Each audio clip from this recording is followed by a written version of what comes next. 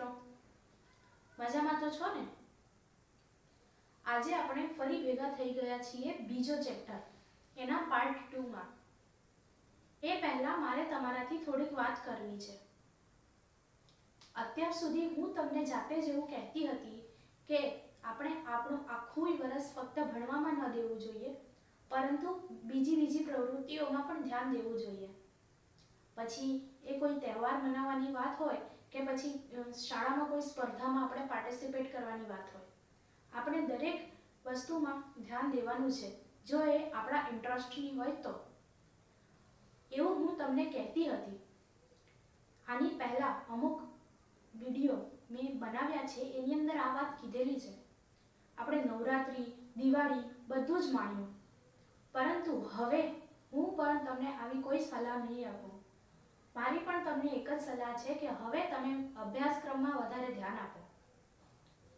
હવે આપણી પાસે ખૂબ ઓછો સમય છે, એમ જોવા જઈએ તો ઘણો સમય છે કે જેની અંદર અભ્યાસક્રમ ભણી શકીએ, પરંતુ આમ તેમ જો આપણે સમય વ્યર્થ કરતા રહીશું તો આ સમય ઓછો જ ગણાશે।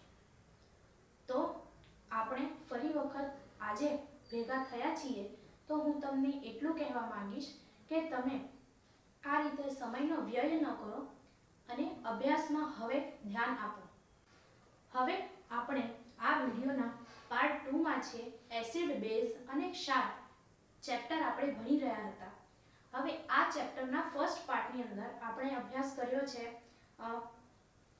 એસિડ શું છે, બેઝ શું છે, pH માપક્રમ શું છે, એનું આપણી રોજિંદી જિંદગીમાં શું મહત્વ છે, બધું જ આપણે સમજ્યા છીએ। હવે આ જે પાર્ટ છે એની અંદર આપણે જોવાના છીએ વિવિધ બનાવટો, વિવિધ રાસાયણિક પદાર્થોની બનાવટો, કે આ રાસાયણિક પદાર્થો એવા છે કે જેના વિશે કાં તો આપણે સાંભળ્યું છે અથવા તો આપણે તેને પોતાના ઘરમાં જ કદાચ જોયું હોય એવું પણ બની શકે। તો આવા પદાર્થોની પણ આપણે આજે માહિતી મેળવવાના છીએ અને એની બનાવટો તથા એને ક્યાં ક્યાં ઉપયોગમાં લઈ શકાય છે, એના ઉપયોગો એ પણ જોવાના છીએ। તો અહીં સૌપ્રથમ આપણે જોવાના છીએ વિરંજન પાવડર। વિરંજન પાવડર શું આ તમે પહેલી વખત સાંભળ્યું છે? પરંતુ હું તમને એવું કહું કે ક્યારેક ને ક્યારેક પહેલા તમે આ સાંભળ્યું છે અને તમે જોયું પણ હશે। અહીં વિરંજન પાવડર લખ્યો છે કે જેનો અર્થ અંગ્રેજીમાં કહીએ તો બ્લીચિંગ પાવડર। હા, હવે યાદ આવ્યું ને, આપણા ઘરે આ વસ્તુ વપરાય છે।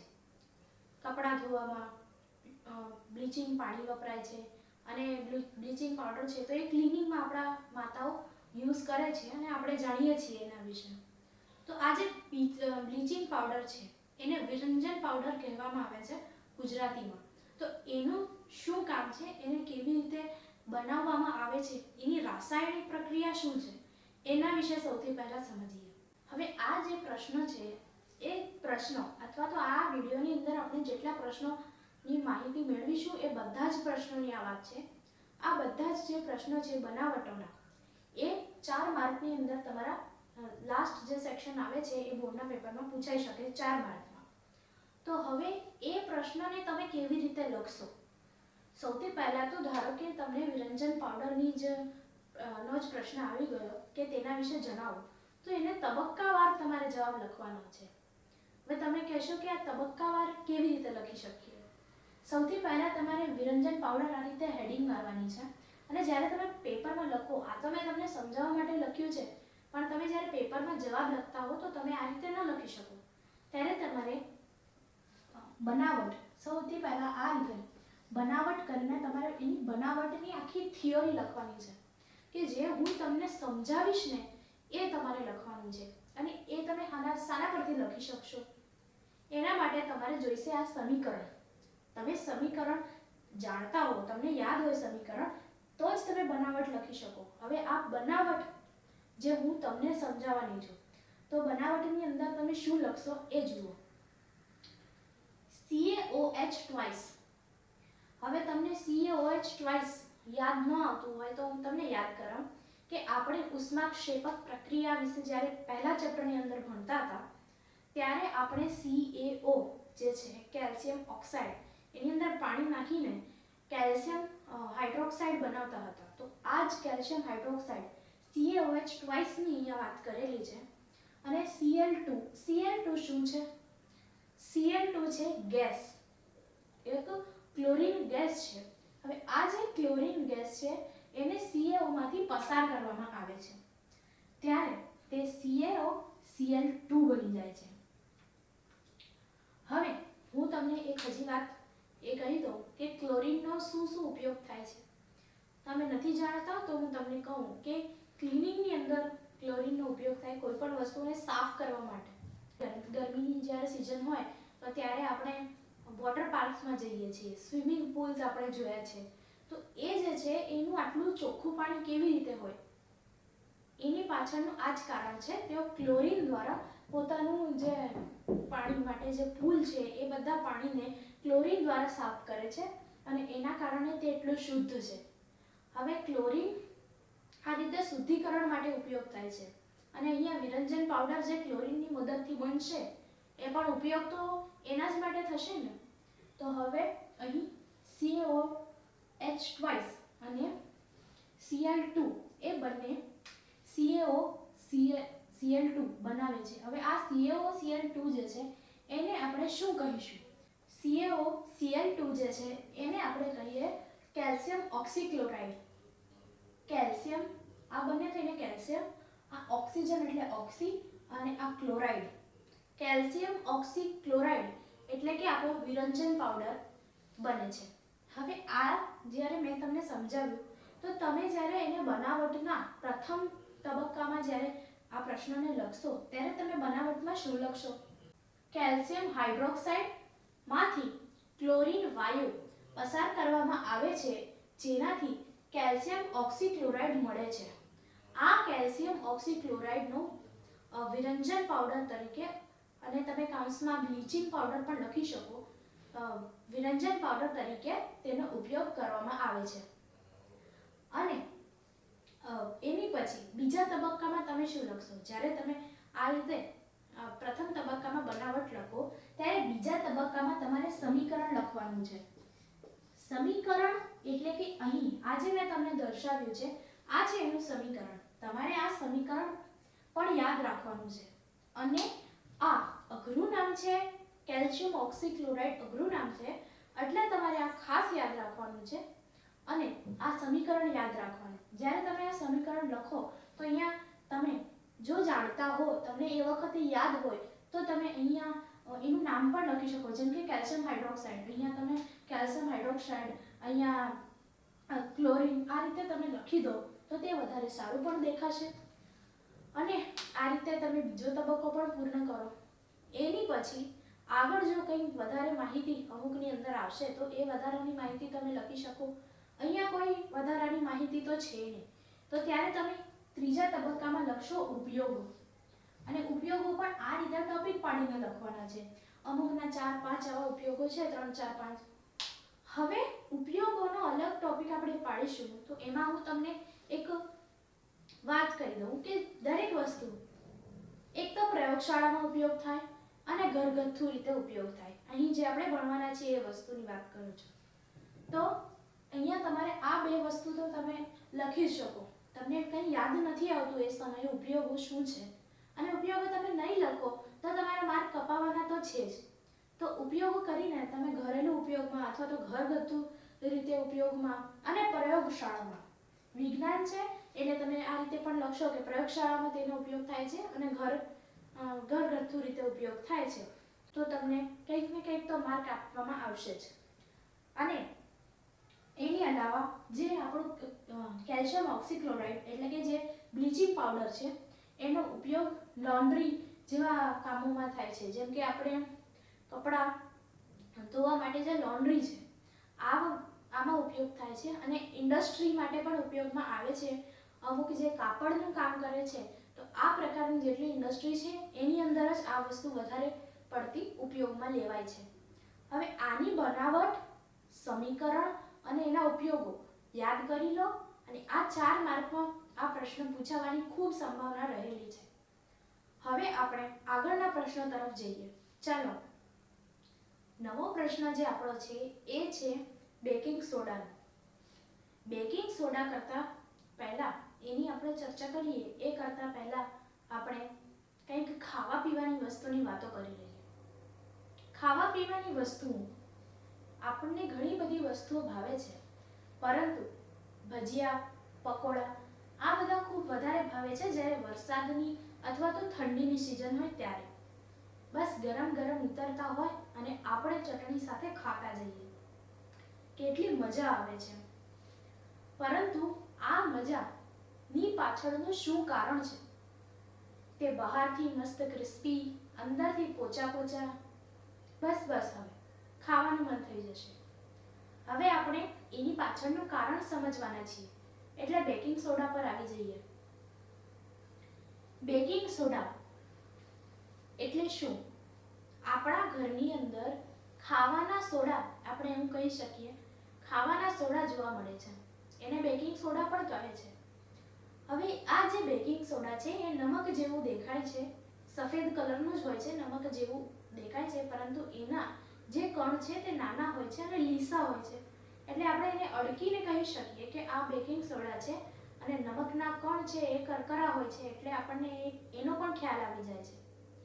હવે આ જે બેકિંગ સોડા છે એનું નિર્માણ રાસાયણિક રીતે કઈ રીતે થાય છે એ આપણે સમજવાના છીએ। તો પહેલા જોઈએ એની બનાવટ।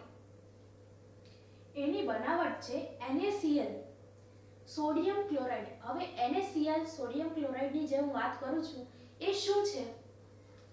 એ નમક જ છે। આપણા ઘરે સામાન્ય રીતે આપણે જે નમક ખાઈએ છીએ એનું રાસાયણિક સૂત્ર NaCl છે।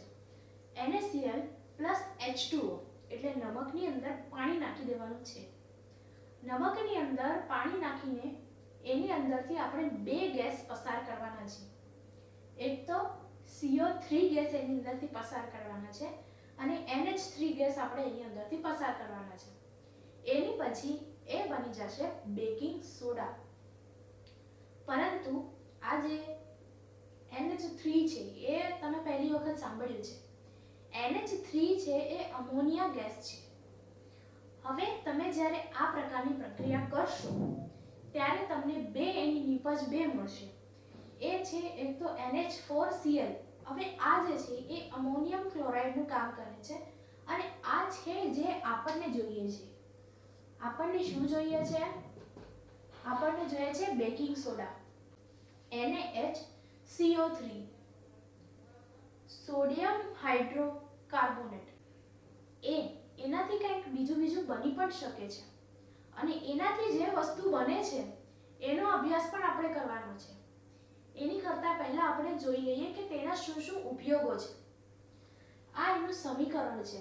હવે અહીં આપણે આ વસ્તુની આગળ કોઈ જરૂરિયાત નથી। આ વસ્તુ ઉદ્ભવે છે કે જે આપણું એમોનિયમ ક્લોરાઇડ છે જેનું નિર્માણ થાય છે, આ વસ્તુની આપણને આગળ જતા જરૂર નથી આ પાઠની અંદર। પરંતુ આ જે બેકિંગ સોડાનું સૂત્ર છે એક તો આ પ્રશ્ન માટે મહત્વનું છે જ, પરંતુ આવનારા પ્રશ્ન માટે પણ તે મહત્વનું છે। હવે જોઈએ કે શું બેકિંગ સોડાના ઉપયોગો છે। પદાર્થ ઝડપથી રંધાય છે। પદાર્થ ઝડપથી રંધાય છે એવું કઈ રીતે?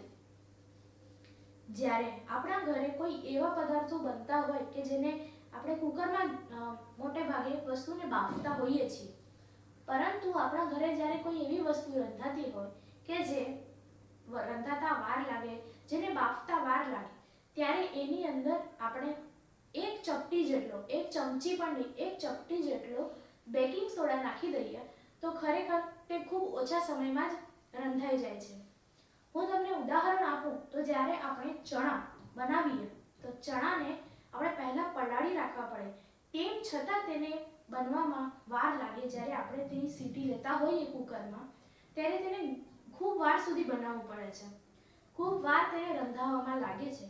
પરંતુ એમાં બેકિંગ સોડા નાખવામાં આવે તો સમયમાં થોડોક ફરક પડી શકે છે અને તે ઝડપી રંધાઈ જાય છે। એવી જ રીતે ચણાની દાળ સાથે પણ આ જ થાય છે।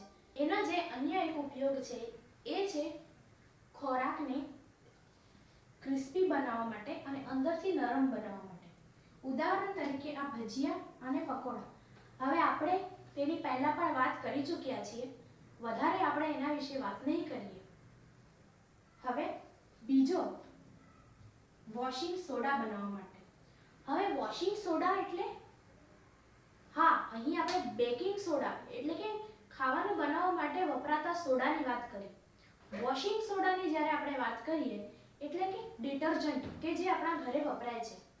ડિટર્જન્ટ આપણે કપડાં ધોવા માટે વાપરીએ છીએ એ પણ બેકિંગ સોડામાંથી જ બને છે. ચાલો સમજીએ કે કેવી રીતે તે બેકિંગ સોડામાંથી બની શકે. વોશિંગ સોડા એટલે શું? વોશિંગ સોડા એટલે કે ડિટર્જન્ટ કે જે આપણે ઘરે વાપરતા હોઈએ, કપડાં ધોવામાં તેને વાપરતા હોઈએ છીએ. તો વોશિંગ સોડા વિશે આપણે માહિતી મેળવીએ. એ પહેલા જો તમને યાદ ન રહેતું હોય તો એના માટે હું તમને એક સરળ ટ્રીક કહી દઉં કે તમને ઇઝીલી યાદ રહી જાય.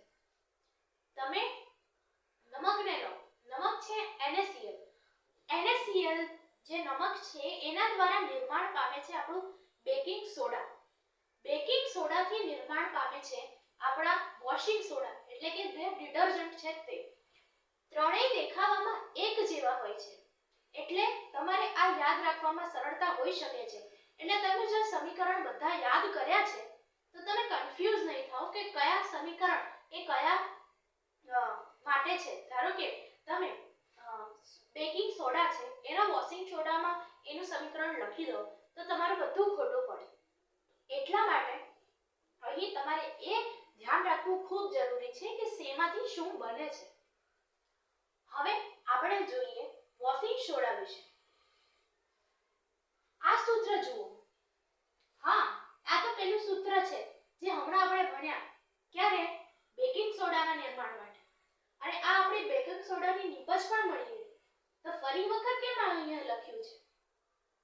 જુઓ, અહીં NaHCO3 એટલે કે આપણું જે બેકિંગ સોડા છે તે.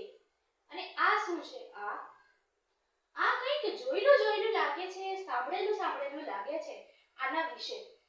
હા, જો તમે પહેલા ચેપ્ટરનો વિડિયો નથી જોયો તો એ જોઈ લો, કારણ કે એના કોન્સેપ્ટ અહીંયા લાગુ પડે જ છે. તો પ્લીઝ તમે ન જોયો હોય તો જોઈ લો. એ ખૂબ ઈઝી તમને સમજાવવામાં આવ્યો છે ચેપ્ટર. આ ચેનલ પર તમે જઈને મેટ્રિક પાસ આજે મારી ચેનલ છે એની અંદર તમે વિડિયો જ્યારે જોશો તો એ પ્લેલિસ્ટની અંદર તમને મળી રહેશે. હવે આ જે સિમ્બોલ છે એ સિમ્બોલ છે હીટનું. હીટનું એટલે કે ગરમી આપવાનું. અને અહીં તમે જોઈ શકો છો કે NaHCO3 અહીં લખેલું છે અને અહીં તે Na2CO3 H2O CO2 માં તૂટી જાય છે. તો આ જે હીટ છે એ ગરમી આપવાથી તે તૂટી જાય છે. આ પ્રક્રિયાને શું કહે છે? જરાક દિમાગ લગાવો અને વિચાર કરો કે આ પ્રક્રિયા કઈ છે. પહેલા ચેપ્ટરમાં જો તમે ધ્યાન આપ્યું હોય તો તમને ચોક્કસપણે આનો જવાબ તો આવડતો જ હશે. આ છે વિઘટનની પ્રક્રિયા. વિઘટન એ પણ ઉષ્મય વિઘટન અહીં થઈ રહ્યું છે.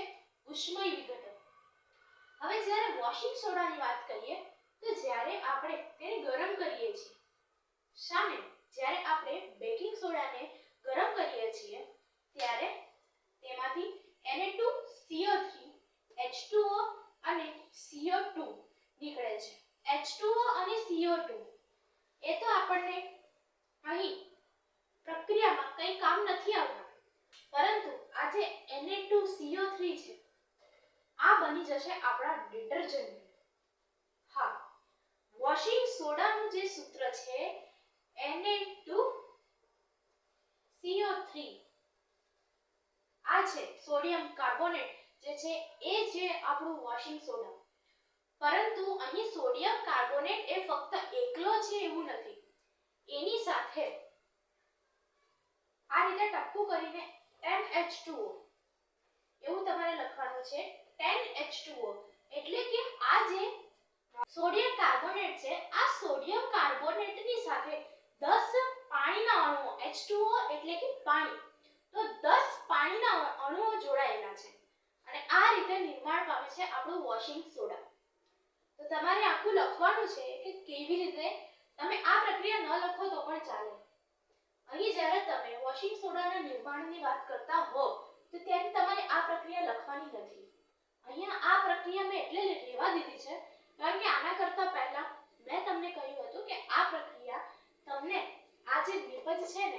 તમને આગળ કામ આવવાની છે. અને આ નિપજ કઈ છે? આ નિપજ છે આપણું બેકિંગ સોડા. તો બેકિંગ સોડામાંથી બેકિંગ સોડાને ગરમ કરીને વોશિંગ સોડા મળે છે. હવે એમાં 10 પાણીના એટલે કે H2O ના જે મોલેક્યુલ છે, જે અણુઓ છે તે જોડી દેવામાં આવે તો નિર્માણ પામે છે આપણું વોશિંગ સોડા એટલે કે ડિટર્જન્ટ. એના શું ઉપયોગો છે એ તો કહેવાની જરૂર જ નથી, પણ તમને કહી દઉં તે ઘરગથ્થુ ઉપયોગમાં આવે છે, કપડાં ધોવા માટે, લોન્ડ્રી ઉપયોગમાં આવે છે, પછી જે કાપડના ઇન્ડસ્ટ્રીઝ છે આ એની અંદર ઉપયોગમાં આવે છે, અને પ્રયોગશાળામાં. બસ આટલા જ એના ઉપયોગો તમે લખી દો અને 4 માર્ક મેળવી લો. હવે આપણે આગળના પ્રશ્ન તરફ જોઈએ. હવે આપણે આગળનો જે ટોપિક જોવાના છીએ એ ખૂબ વધારે ઇમ્પોર્ટન્ટ છે, જે છે પીઓપી, પ્લાસ્ટર ઓફ પેરિસ. હવે પીઓપી શબ્દ આપણે આજ કરતા પહેલા ક્યારેક ને ક્યારેક સાંભળ્યો જ હશે. હવે આ જે પીઓપી છે એ શું છે? આપણે ઘરમાં આ પ્રકારના પીઓપી કરાવીએ છીએ. આ પીઓપી ખરેખર શું છે અને કેવી રીતે નિર્માણ પામે છે એ જોવાના છે. હવે જે છે તે આ CaSO4 1/2H2O. હવે આ તમને કદાચ થોડું કન્ફ્યુઝન લાગે. અહીં આ એક બિંદુ આપવામાં આવ્યું છે. એનો અર્થ એ છે કે CaSO4 જે છે એની સાથે અડધો પાણીનો અણુ જોડાયેલો છે. હવે આ શાનું નિર્માણ કરે છે?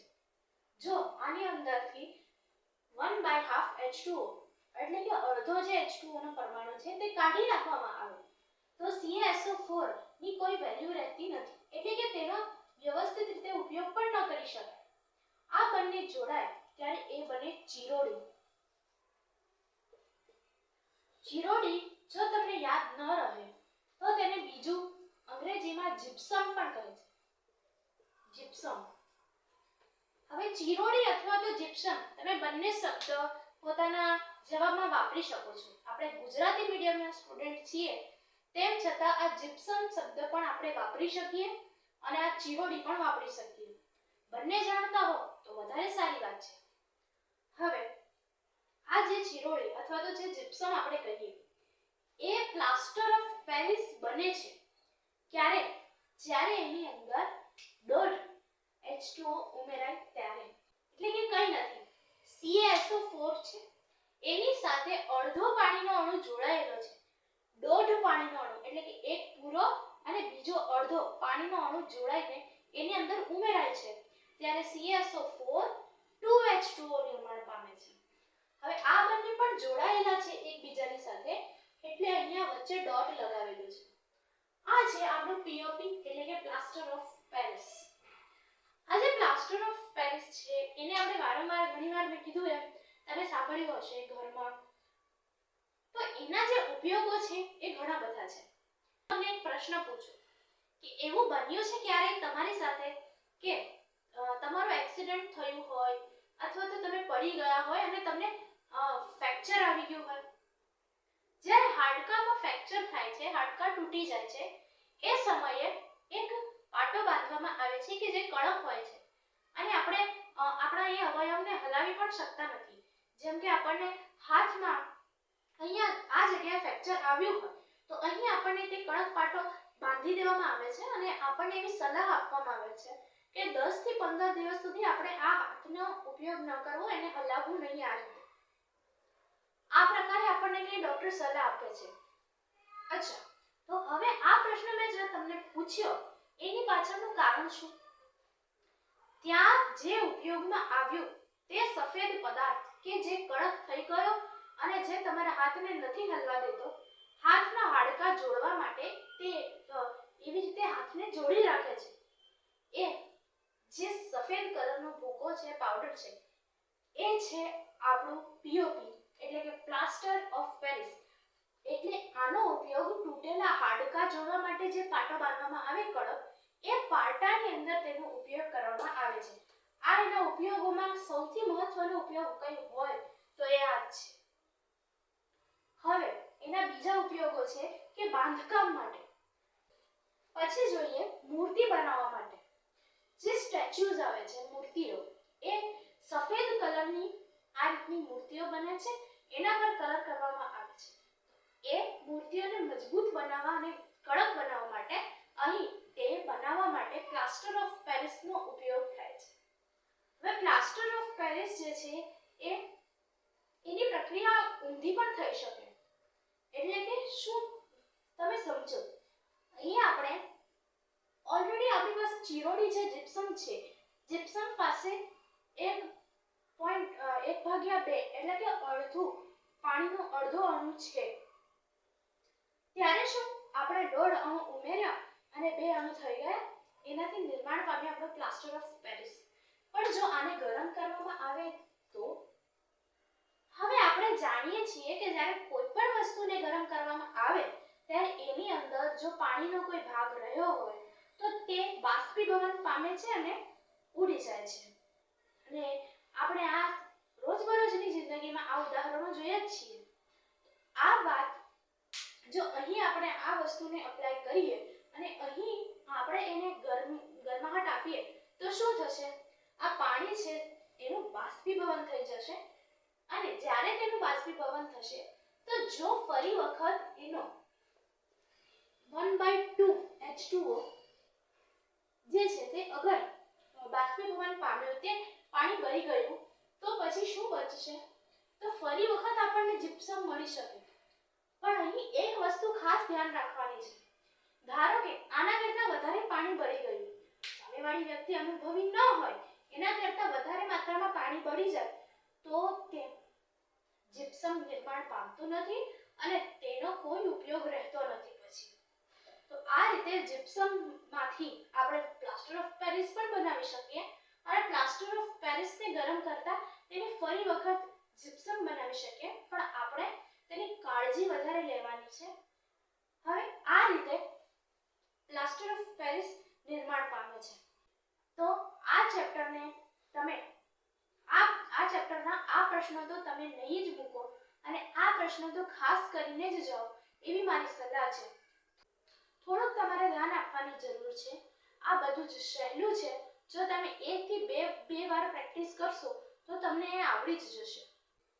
હવે બોર્ડની પરીક્ષા ધીમે ધીમે નજીક આવી રહી છે અને આપણો અભ્યાસક્રમ પણ આપણે ઝડપથી ચલાવવાના છીએ અને ફટાફટ રિવિઝન કરી લેવાના છીએ. તો જો તમે અત્યાર સુધી ચેનલને સબસ્ક્રાઇબ ન કરી હોય તો કરી લો, જેથી કરીને બોર્ડની પરીક્ષા આવશે એ સમયે તમને IMP પણ મળી રહેશે અને ત્યાં સુધી તમારું બધું જ રિવિઝન પણ થઈ જશે. તો આ ચેનલને તમારા ફ્રેન્ડ્સની સાથે પણ શેર કરો અને મેટ્રિક પાસ ચેનલને સબસ્ક્રાઇબ કરો અને મેટ્રિક પાસ ચેનલને સપોર્ટ કરો.